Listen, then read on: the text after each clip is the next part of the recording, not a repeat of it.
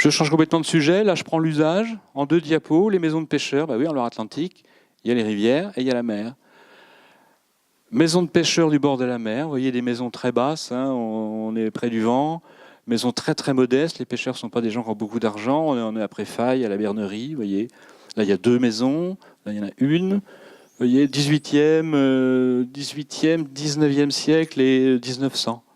Mais toujours cette même typologie de maisons basses, de pêcheurs qui s'abritent du vent.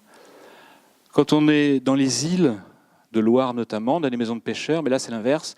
On a des terrains très petits, très étroits, puisque dans les îles on avait des parcellaires avec des terrains très étroits qui menaient pour que chacun puisse aller au bord de l'eau. Donc on a des parcelles très étroites, donc on monte en hauteur.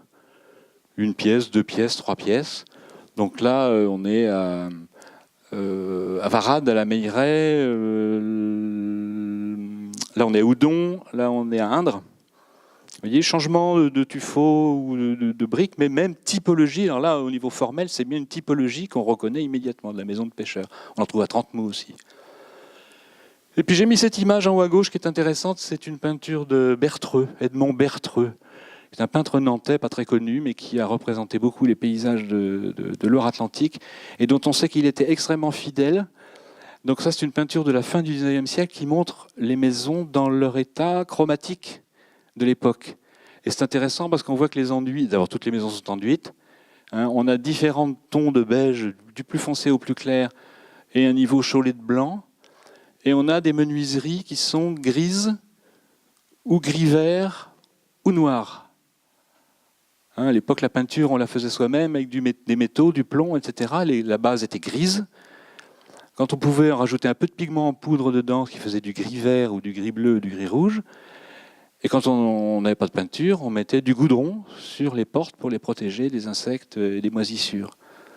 Donc la couleur des menuiseries, longtemps, elle est restée dans ces gammes-là. Des gris colorés ou du noir.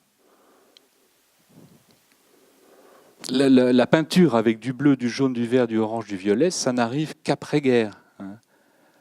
Je dirais qu'à la fin du 19e, on a des peintures, on a vert foncé, qu'on appelle le vert jardin. Pour les ferronneries, on a du noir ou du blanc.